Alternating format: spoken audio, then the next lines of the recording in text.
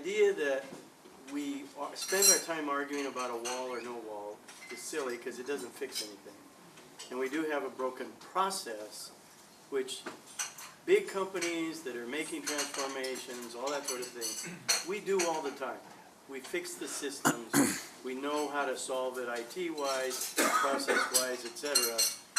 And so, you know, my encouragement to you would be, the more you say that publicly, you personally, because of your stature, and having a publication and reminding people, let's fix the problem, which is this backlog and how we process and how we keep track and all that, that will really, I think, start helping shape people's thinking about what we should spend our time on, besides what I would call the political stuff, because we do need to fix it. And the last thing that I would just say to you is that although we live in a digital era, the imprimatur that you give when you write the kind of article that came in Forbes, it has a lot of impact and weight. And the reason why is because publications like yours, the Wall Street Journal, Fortune, whatever, you have an editorial process, you validate data, all that sort of thing. Some of the stuff out there in social media, you know, you don't know whether it's true or not and what the sources are or not, whether there's any sources other than opinions. So when a publication like yours writes the article that you did, which was the basis for this conversation, it really means a lot.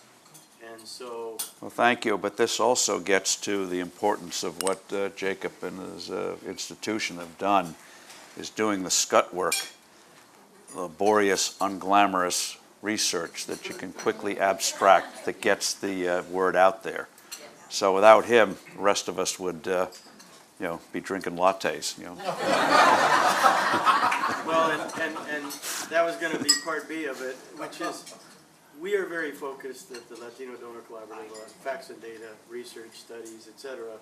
And as Jeff Eisenach, who's sitting here, he did a study 2 years ago that basically showed that 29% of all real income growth, this is 2 years ago, the period of 2005 to 2015, 29% of all real income growth in the U.S. was tied to this cohort. Okay, that's pre-tax cuts, pre-anything. And so this cohort has been dynamic, is dynamic, and will continue to be, just as you said. So let me first thank Ted and all his colleagues and Jacob and obviously you, Steve, for being here, because this really is important, this conversation, for our country, for the Latino community, and for everybody to really understand. So thank all of you.